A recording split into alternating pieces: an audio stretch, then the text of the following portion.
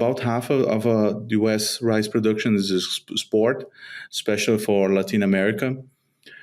And in our domestic consumers, that's something that a lot of people don't realize. Actually, they use rice quite a lot for produce, for example, beers.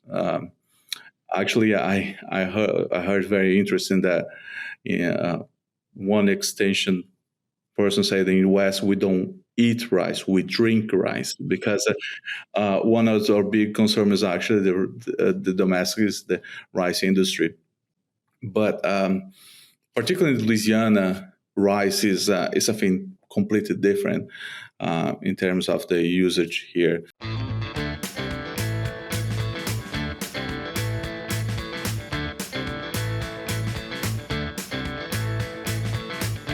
Welcome to the Crop Science Podcast Show by Wisenetics. I'm your host, Leo Bastos, Assistant Professor in Integrative Precision Agriculture at the University of Georgia. Today, we welcome our guest, Dr. Felipe Dalla Lana. He's an Assistant Professor and Rice Pathology Specialist for Louisiana State University. Felipe, welcome to the Crop Science Podcast Show. It's great to have you here with us today. And to get things started, can you share with us a little bit about yourself and the path that you took until you got to where you are today? Yeah, first of all, thanks so much to invite me here. I'm very happy to be here, share a little bit what we do and all the path to get in the position that I am today. So I'm Brazilian. I study there, so it's actually I come from a family where everybody is a farmer except my parents, especially my mother's side. So my mother's side, they actually moved to the city, but then I still have the other relationship with close to the field, close to my uncles. And so farm was something very always close. In Brazil, we have some agriculture schools. So I did my high school with part high school, the traditional high school, another part was in agriculture. And it was very natural to go into, to continue in agriculture. So I did my undergrad in agronomy in Federal University of Santa Maria and the master there. So when I moved more for the grad school, the academia, I started to work more on the plant disease, even at the undergrad, but more focused on development research. On the master, start work with plant disease. I work at Universidade Federal of Porto Alegre, where I work with soybean rust, and so we develop a lot of work there. So within plant pathology, there is a lot of subtopics, right?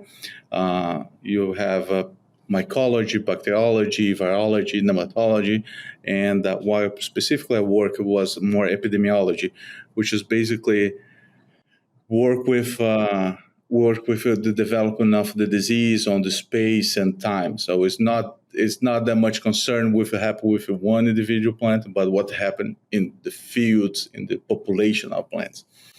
And I fell in love with this, and in 2015, I moved. 2014, I moved to the United States. In 2015, I started my PhD at Ohio State University, where I worked in the development of a forecast system for mycotoxin on corn. At the time, it was not very common disease, but something changed since 2015. Is being more prevalent disease is a very concern, especially for feed, especially swine, and also for the ethanol production. Not that much because interfering the ethanol, but because a subproduct of the ethanol production, the DDGs, kind of accumulate much more mycotoxin as the process goes. So working that, and then I moved to Penn State in 2021, where I work with Dr. Paul Isker. And also now develop a little bit more work with not only forecast system, but also decision making, how we can gather all this information that we receive and try to make something useful that growers can respond better. You give all information that growers can make a better informed decision. And on 2022, March of 2022, I got this position as rice pathology for Louisiana State University. And this position is 90% research, 10% extension. So I work very close to the breeding program to develop varieties, especially phenotype varieties for the disease resistance. I work in the development of disease management for here for the growers. So everything relate with disease on rice in Louisiana, I'd like to be part of that and work in collaboration with other faculties from LSU and from Arkansas, Texas, Mississippi, all the other parts of the United States that produce rice. So yeah, that's basically my pathway to this position. Nice, fantastic. So, a quick follow up on that. Could you tell us a little bit about what types of projects are you currently working in your team? Yeah, so basically, I have. We try to expand the scope of our lab, but we like it to split in 3 to 4 subjects. So we have one that is disease management.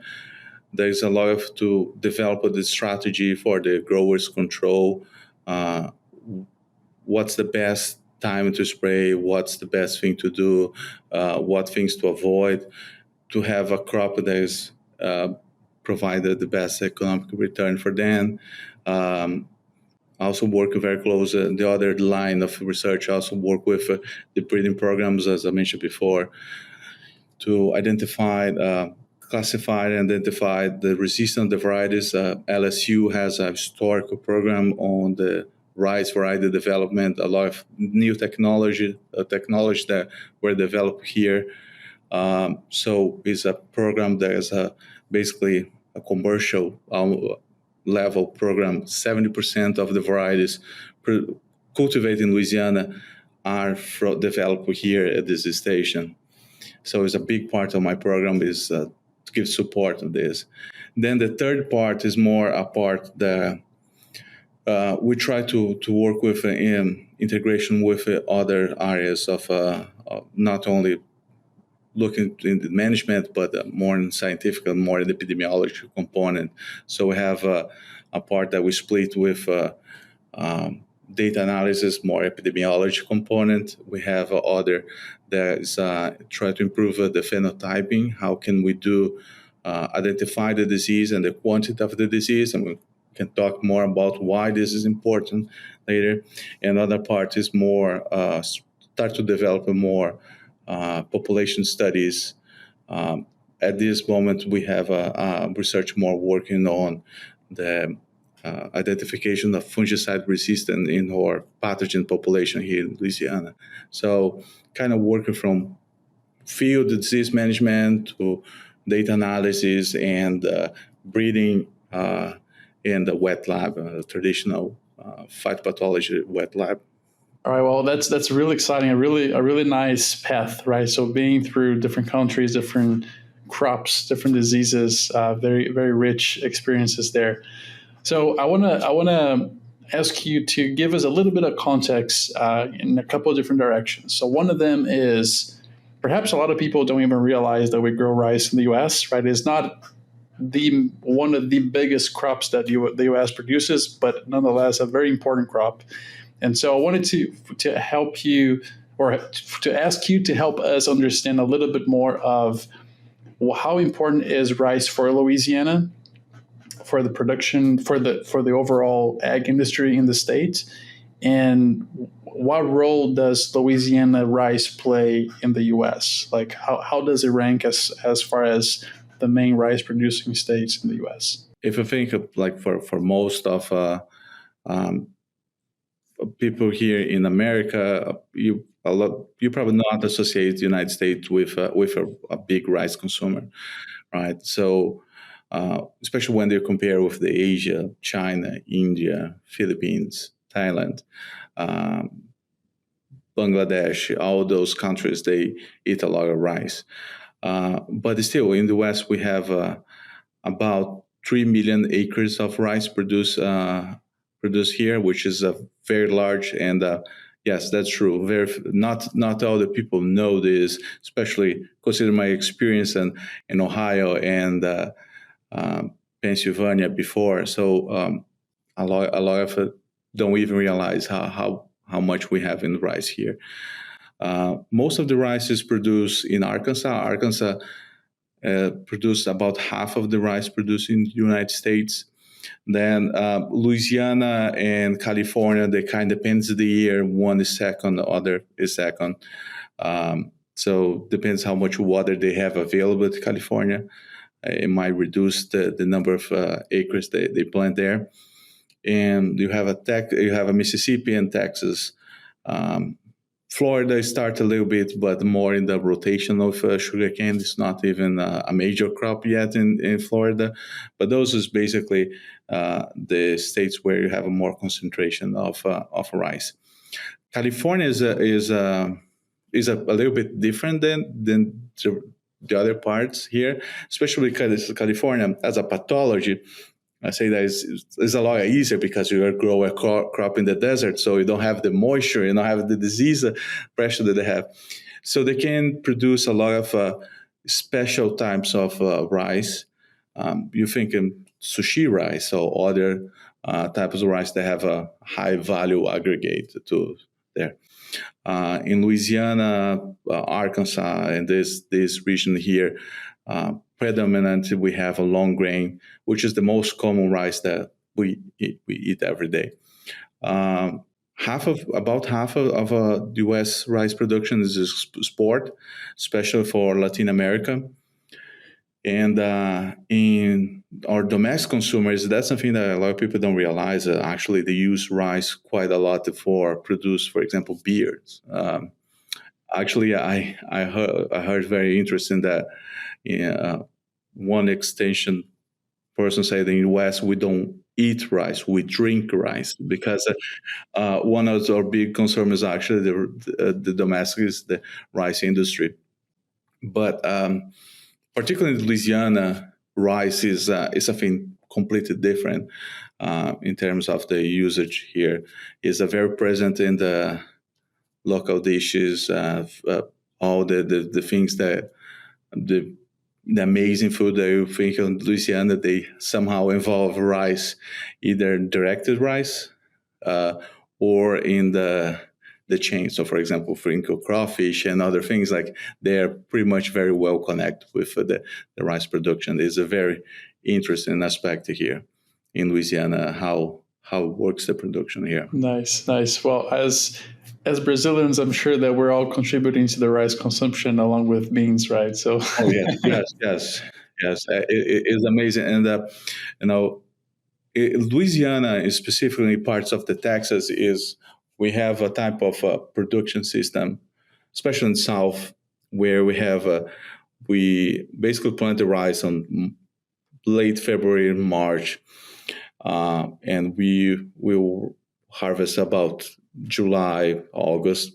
Then you have a ratoon crop, and that ratoon crop will basically you harvest your crop and then put some fertilizer, put back water, and you harvest a second time. There's a lot of variation on how much you harvest, but about 1/3 is not the same quality, but it's very low input. Like you don't have to spend that much time if you have a grain. And then there's a connection with the crawfish. So there's something very unique in this part where the fields are flooded again, and then they start to harvest the next year. They have a rotation with a crawfish, which is a very unique here in Louisiana. How they do it is amazing combination. And as a pathologist, it helps me a lot in my job because it basically remove a lot of the crop residue from the fields, and with that crop residue, a lot of pathogens that survive in the crop residue, they are removed from the system, a lot of disease. So Shift blight is caused by a fungus called Rhizoctonia solani. Is a way bigger problem on fields where rice is rotated with soybean, which actually right now very few growers in this part of the state cultivated just because of this problem. So uh, most of the acres in Louisiana, they are rotating, especially in South Louisiana, they are rotating rice and crawfish, which is a very unique rotation. I mean, for somebody that work with soybean, corn, wheat, is a very unique interaction. Very interesting to see how the agriculture invents itself. And how it's a very interesting.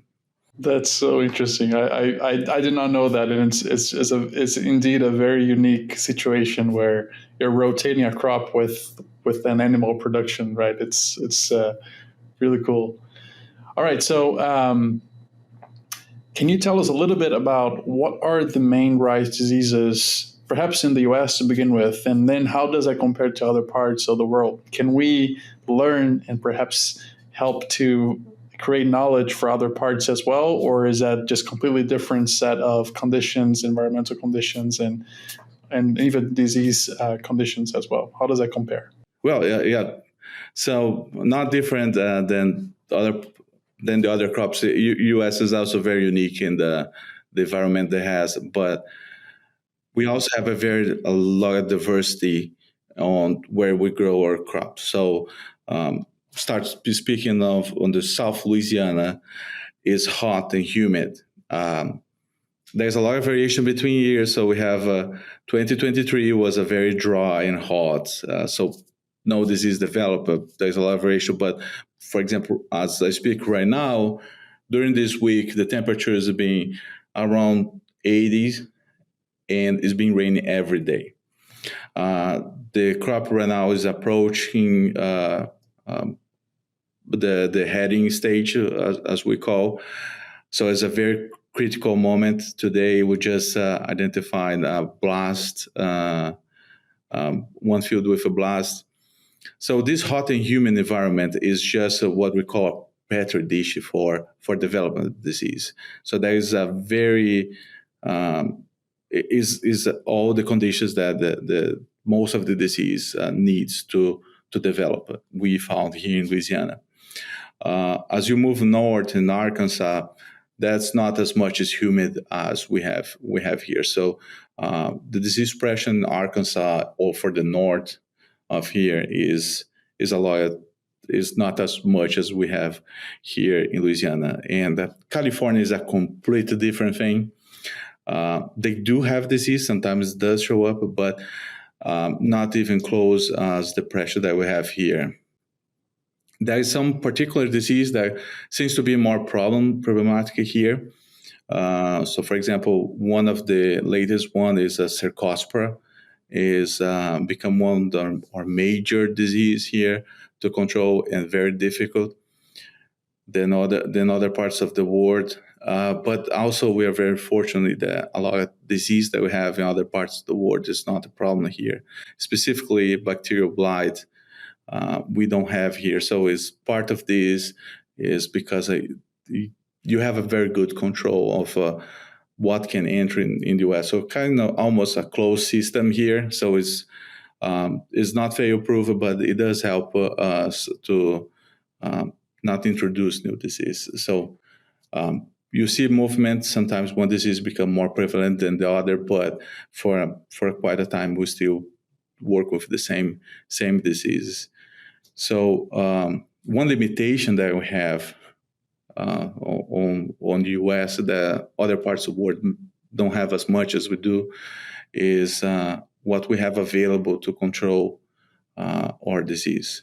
So as you can imagine, all the regulations, all the components, when you think apply this to rice, you apply to a crop that is consumed by babies, it's consumed by elders, it's consumed by everybody, almost in this with almost no processing. You're just milling and go to the kitchen. Different than, for example, what you think on corn or soybean. You don't directly eat those crops. The other factor is a flood. So it's very complicated for to spray any pesticides, and also the way we spray with an airplane. So all these combinations are very difficult for companies to register new fungicides. So one challenge is a lot of our fungicides are very old chemistry. We'll talk about on the 80s. So, for example, propiconazole, flutalonil, and so they are about they were developed in the 80s. Azoxystrobin was the first on his class in 1994, and the more modern fungicide they find a hard time to come here to available for us to use. So a lot of things we have to. We don't have all the tools that we would like it, and we have a lot of disease. So that's a lot of difference that we have in other parts of the world. Basically, Louisiana has very close weather conditions as a tropical country. So you expect to see more disease here than other parts of the world. This is such a great point, right? To stress that you're producing a crop in a region that has all the right conditions for diseases to thrive. So you have to defend it, but at the same time, it is a crop that is consumed by people, by humans, by people, right? Which, again, as you said so well, if we think of corn and soybeans, most of that is not directly consumed by humans. It serves as feed, perhaps to animals, perhaps to bioethanol in the case of corn. So it just has more flexibility for control, right, as far as what you can apply. So I think that's such an important point for people to realize, is that it can be really challenging, especially if it's a crop that we consume directly. It's even more challenging. Yeah, it's just because the scrutiny for developing one product that be used to rice is a lot harder than for other crops. Which is one side is a good thing because as we mentioned, it's something that is directly used by as a food. But the other side is actually hold us to have the tools that we need to control the disease. And the quality of the rice in the U.S. in terms of the health standpoint and safety, it could not be better. It's very well controlled. Growers follow very well, like the labels. So it's very safety to consume this. However, that has a price. All this scrutiny that is a little difficult for companies to bring. And in addition to that, 3 million acres is a lot, but when you compare with a soybean or corn, this is a very small market. So there's not that much economic interest on register a product to rice. I mean, there is an interest, but just because how much the scrutiny to have is a little bit more difficult. So what this ends, we have to be more creative in how we manage the disease. We have to be more, think more outside of the fungicides, and we're being quite successful with a lot of our approaches. For example, blast is one of the disease that is it can completely destroy your crop in a week. Keep saying that our pathologists, we don't have that much creativity for the name of the disease. We usually say it's just describe the symptom. One of them is not is blast, it's blast. But this is because this disease it was described before pathologists being around. But yeah, it really can blast and destroy everything. And with a lot of work, with a lot of people, a lot of investment and support from growers, we improve our varieties. And right now, blast, we have fortunately have a lot of options with varieties that have resistant to blast and been very stable to that. We continue to improve for other diseases. We continue to move forward and get a better varieties, but it's a challenge. It's not in the speed that we like. So we work with the breeding program to to compensate the part that we don't have those fungicides. We work with the agronomy team to work in the best management for avoid be more favorable for the disease. So, for example, flood, you have to maintain your floods, otherwise some varieties that are set to blast can have more blast. Be careful with how much nitrogen you apply, because it can make those varieties more susceptible. Or also, you want to avoid to plant late, because as late you plant, more disease you're going to face. So we have to work in the multi-strategy approach that we, in the plant protection, we always call the integrated pest management. So we use a lot of tactics to control disease here in the rice industry in the U.S. Nice. So, something I was curious to ask you, sort of describing some of the main diseases and even some of the management practices to combat them. But so let's say if a rice grower in Louisiana, if they do not have access to, well, I know this is not the case. They do have access to some fungicide technologies, but let's say if they did not have access at all, how much of a yield hit can they get just from not being able to control diseases with fungicides? This is a very complex question, because the disease, it can have it depends the year, right? So take, for example, 23, which was a year where we have it was dry. We have over a month that not single rain, and was super hot. Completed the disease were not there at all. Other years you have or some disease, take for example kernel smut, that it does not cause that much yield limitation, but impact a lot in the quality of the grain. So some yields, they might have a threshold of 3%. So you don't have to have 10% of the kernels. In fact, you just have to have 3%, and they will reject that. So you basically have 100% of loss. So it is a very complex, but on average, you can think about 8 to 10% of yield loss. There is a lot of variation. Some years we have one disease be more predominant than others. But the one that is consistent, always there, always found, is a shift blight, which is the same disease, the same pathogen that causes air blight on soybean. So it's a very problematic. That's one reason why soybean move away from the rice fields, because of this rotation just increase a lot the risk for having the disease. So there's a lot of variation, but I think 8 to 10% might be a good guess. It's good to have that number in our heads, right? As thinking of like how are all these being managed, and what's the impact of that management on these diseases. So, my next question for you here is more about on the management side itself. So if you're, helping a grower to decide, or just to improve their management of diseases especially, what should that grower know to be able to make a decision of when to apply, how much to apply, how many more times to apply, right? Many questions on this management, but what is the information, the knowledge that a grower needs to make that type of decision? Yes, so we establish here our program. We work with have some targets, some goals, what we want with our disease management. And we want to basically three things. We want to maximize the return of the investment of our growers.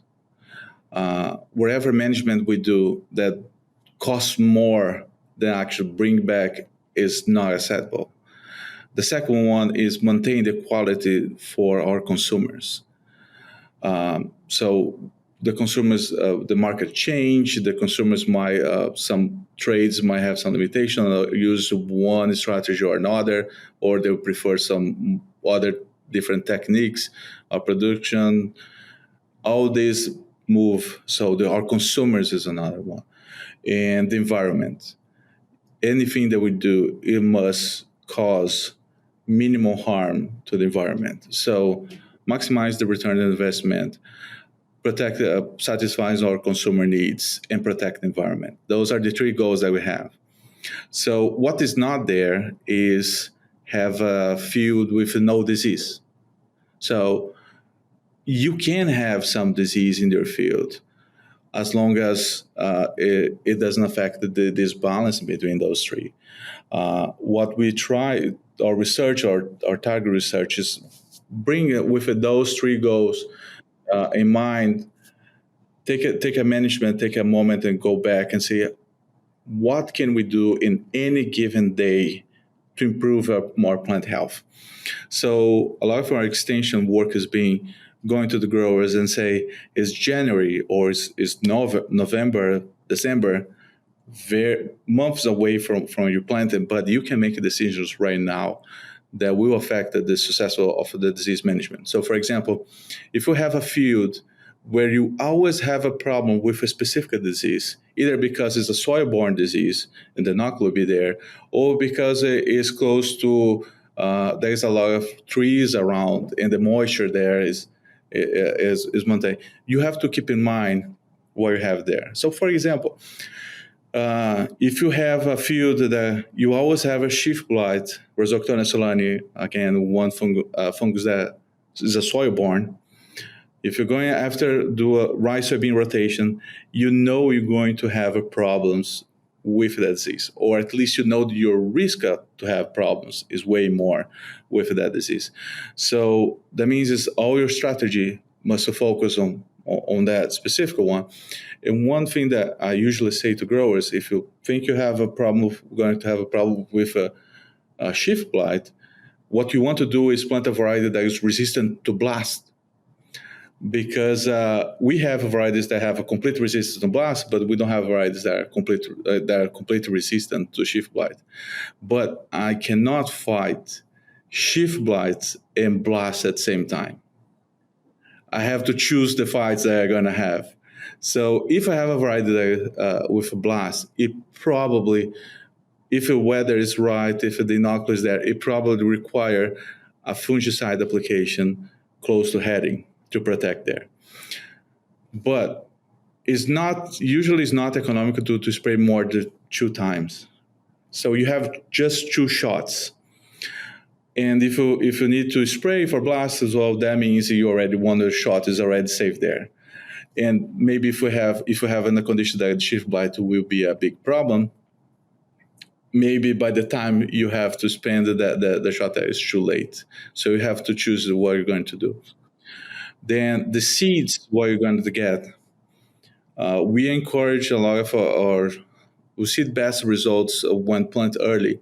So if you're going to plant early, you want seeds that have a very good vigor, because it might get cold here in Louisiana. Yes, we can get cold in Louisiana, and if we have a cold weather, close to germination, that's favor for seedling disease. So you want to plant a seed that is free of pathogen, that has a good vigor, that can get to the ground very fast and not have the problem there. Then comes your management. Think about the variety that you have. Think about how much nitrogen you're going to put, the plant density they're going to have, all these components there. The weather, there's nothing you can do with the weather, but you can check the weather, monitor the weather, and based on how much is favorable for the disease, you make a decision, yes or no. So this year, as I mentioned before, it's raining every day in very critical moments. Well, you have to have a different approach for this year than you have in 2023, what didn't rain at all. So you can have there how much disease you have in the field and try to make assessment if it's economically justified to spray a fungicide or not because you have 1 or 2 spots here and there that actually will bring you a return of investment. And the other thing is the market. You don't have a lot of times the price for rice is not great, or you have other things happen with your crop that you don't expect to produce a higher yield field. So think about if you want to invest more. Or the opposite, it might be a seed field, or it might be a special type of rice, and you expect to have a high production. So all these things combined. But the big message here is uh, for the management is not have a recipe. All those components, they change year after year. So that type of mentality where, oh, in this stage, I'm going to spray this, regardless of everything else, that probably get right some years, but definitely will get more wrong in the long term. So it's more understand how the disease work, understand all the components, not only on the biology side, but also in the economic side, and to make the decision. Because at the end of the day, agriculture is a business, and we have to make our growers keep profitable to continue the market, and that's the approach that we have for our disease management here. Felipe, as you were giving your answer, I was just thinking of how great of an example what you're saying is to illustrate that farming has got to be one of the most difficult professions in the world, right? I mean, all of these variables, right, changing together, having different impacts on the outcome. And then you have a person, or maybe a couple of people, or maybe more than a couple, but you have a small group of people that have to be considering all this to make a decision, right? It's crazy. Farmers are really fantastic. And we are very fortunate that I have to be concerned with the disease only. Even talk about weeds, and I'll talk about insects. And I know we have a meeting, and one of the growers just raised a question that he spent a good amount of money to fix his combine because the leaves was a little rough. And I never think like it depends of how rough is the leaf. It might wear more than the other thing. So farming is an amazing thing. We as academics are very fortunate that we just have to worry about a tiny part of the very complex that is farming. They do an excellent job and what they do. And agriculture is doesn't have a mercy. If you make a mistake, I always play big. If you lose a whole year, it might take you off the business. So is yeah. I have a lot of respect for what the farmers do and the impact that they have in society. That's an amazing job that they have. All right, so we're getting towards the end of our episode. Before we get there, I just want to ask our audience, if you're listening to this episode, you're enjoying this great conversation, make sure you like us in whatever platform you're listening. Follow us if you're not yet, subscribe, and make sure to also share this great episode with anyone else you think could benefit from this great conversation. It's time for our famous three. Wisenetics turns podcast airtime into brand authority. We don't sell ads, we elevate voices. Curious how far your voice can go to become a reference in the industry and attract more leads? Scan the QR code and discover how we can turn your expertise into unmatched brand authority. Let's transform expertise into influence, starting now. All right, Felipe, so we're getting towards the last part of the episode, which is the three same questions that we ask every single guest. The first one is, what is a resource that you have used from the technical side, so from the agriculture, perhaps the plant pathology side, that you found to be very useful and that you could share with us? Yeah, so I don't have it right now with me, but I think for rice pathology specifically, what I think is the compendium of rice disease from the American Phytopathology Society. Is a small book, but it has all the disease, very short of 2 pages, maybe 3 pages, depending on the disease, and show the symptoms. It's a thing. It's very interesting to bring with me. I always try to bring with me so I can show the symptoms for the grower and how different it is from the other disease. It's a very nice material that has not only disease from here, but from other parts of the world. I also love the book of more disease epidemiology, the study of plant disease epidemiology from Professor Madden. So this is more technical, more epidemiological book. That's other one. There's two.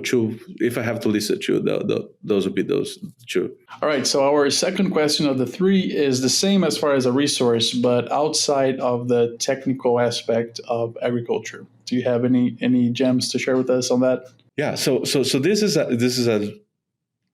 little bit harder to answer because I don't have necessarily a single example to show, but it's more approach that I take. So the approach that I take is more to be open to other sources of information. As academic, for example, I read and try to be updated with a lot of other fields.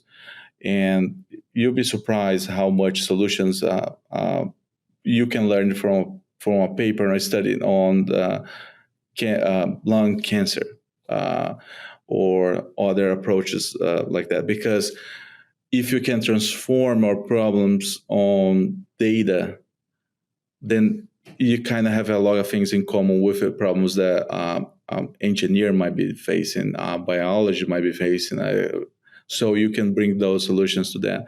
So instead of being only single resources, is more to be open to see what other fields are doing, to solve their problems. I think we in the agriculture, especially in the academic, a lot of times we are too much close in things that we do and repeated the same process with a few changes. It's very interesting to be open and go to eventually a meeting that has nothing to do with agriculture. You might find a solution that's very useful for that. Nice. That's a great advice. Yeah, I definitely agree with that. Keeping an open mind and getting some fresh idea. Well, fresh for us perhaps, right? Fresh ideas from other fields. Yeah. Nice. All right. So our last question here is, what skills or skill set have you observed in successful professionals around you? Well, I think is you have to be humble with as today as a faculty, I try as a mentor of future scientists.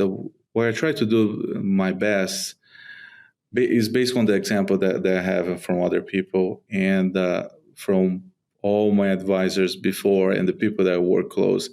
They always saw on me and everybody else, not as a student, not as a hierarchical difference, but somebody's a colleague, somebody that is the same thing to work with you for a common goal. So my big advice, and one thing that I see the most successful people are people that talk with everybody, from the janitor to the director, from the guy, from all the parts. And you'll be surprised how many times we saw very complex problems that we never considered, and it comes from the place that we least expected. So I think a lot of times we have to go and kind of go back to the other questions and go and talk with everybody and have a more this approach to be open and try to avoid it, to do always the same thing, interact always with the same people, try to do this, and it's just, and also have some problem with this hierarchy, this person and this person, and consider that a lot of times the best solution comes from the person maybe don't have experience on this, or maybe it's not in other positions. So yeah. Yeah, it's easy to get really focused in what we're doing and ignore a lot of the important side things going on, right? So I totally agree. Yeah, it's not because it's a bad behavior or bad thing. It's just it's not part of our standard thinking process to consider other points of view. So it's something that I try to bring to my career because I see as an example for other mentors that I have. Perfect. Well, thank you so much, Felipe. That wraps up our episode for today. So we really enjoy having you here as a guest today. I learned a lot about rice and rice diseases here in the U.S. Really great conversation. Thanks for being with us today. Well, it was a pleasure, and I invite everybody to have some rice today. That's right.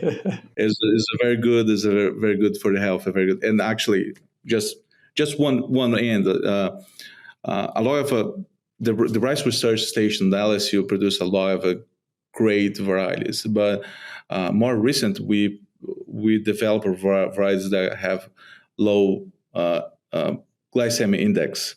So for those people that are concerned with diabetes or things, or have control to the sugar, and rice usually is not a very good thing for those people, but LSU developed varieties that are now commercial available where you can have a low glycemic index. So even people with diabetes, with some moderation, can go back and eat rice. So rice is for everybody.